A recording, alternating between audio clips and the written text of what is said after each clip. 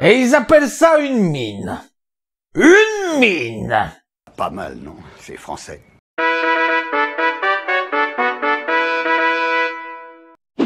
Gueule Noire, film d'horreur réalisé par Mathieu Turi, sorti en 2023. Le film nous raconte l'histoire de mineurs qui tombent sur un tombeau ancien, mais ils ne se doutent pas qu'ils ne sont pas tout seuls en ces lieux. J'ai déjà parlé de Mathieu Turi dans l'épisode consacré à Méandre, et force est de constater que l'on retrouve beaucoup de qualités dans Gueule Noire que l'on retrouvait déjà dans le précédent métrage. Déjà, la gestion de la lumière est tout simplement impeccable. Encore une fois, pas de lumière inutile. Il n'y a que les lumières des lampes frontales qui servent à éclairer le film.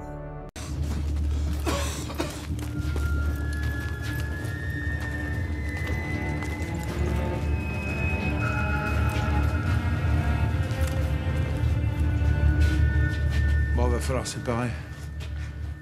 Santine et Louis, vous prenez à gauche.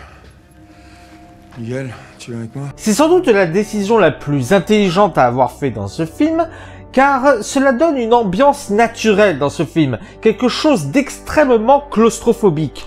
On étouffe en même temps que les mineurs du film, et je ne vous raconte pas l'utilisation de l'obscurité qui donne une angoisse naturelle.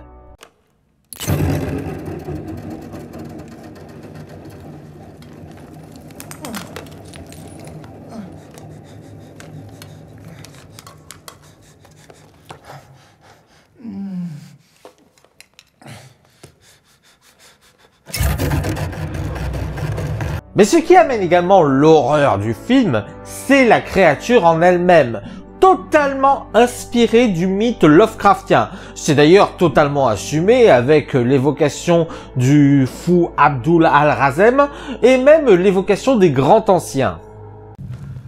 Dispersés aux quatre coins du monde, les 9 sortiront de leur sommeil et envahiront la Terre pour préparer la venue du grand ancien. Grand ancien? Abdul al-Azred n'était pas si dément après tout.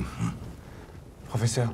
Et force est de constater que la créature remplit totalement son rôle Lovecraftien.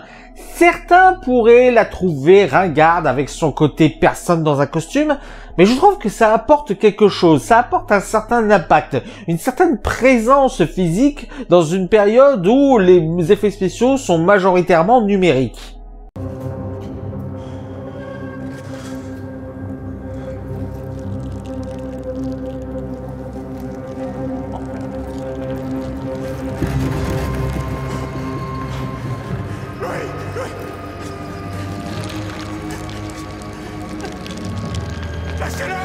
Et d'ailleurs, la manière d'incarner la créature n'est pas seulement due à un manque de moyens ou à une envie d'effets physiques, mais se veut aussi être un hommage aux œuvres baignant elles-mêmes dans l'inspiration Lovecraftienne, comme The Thing de John Carpenter.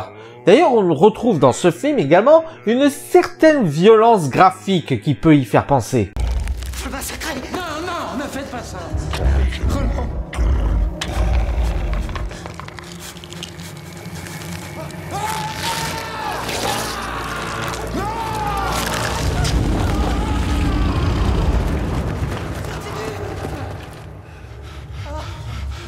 Car oui, une autre composante pour amener de l'horreur, c'est le gore.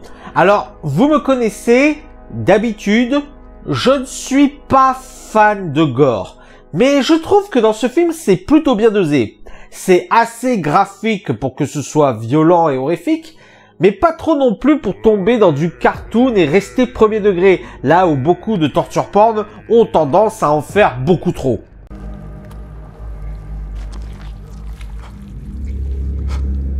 Professeur, le cheval vivant se fait bouger. Qu'est-ce que tu racontes, voyons? Il a le ventre ouvert en deux. Recule. Mais là où le film est le plus intéressant et typiquement français, c'est dans les dénonciations qu'il veut faire. Alors, nous avons un message sur le racisme qui, soyons honnêtes, est pas très intéressant. Par contre, nous avons également un message sur les mineurs, sur ces gens qui risquent leur vie dans des conditions de travail épouvantables et qui sont la plupart du temps méprisés par les classes supérieures. Pourquoi qu'il court comme ça tout le temps, lui Mais non, mais je voulais juste aller voir un peu dans le sombre, là-bas, dans le noir, et je savais que vous me donneriez pas l'autorisation, alors... Parce que c'est dangereux. Qu'en faisant ça, vous avez mis en danger votre vie et celle de mes hommes. Oh oui, mais enfin, vos hommes, ils sont quand même payés pour ça, il me semble, hein. On s'en fout de votre pognon. Enfin, j'aimerais évoquer un dernier excellent point, c'est l'écriture des personnages. Chaque personnage est assez identifiable et a assez de dialogue et de personnalité pour le rendre attachant, ce qui donne un véritable impact lorsque le dit personnage se fait trucider.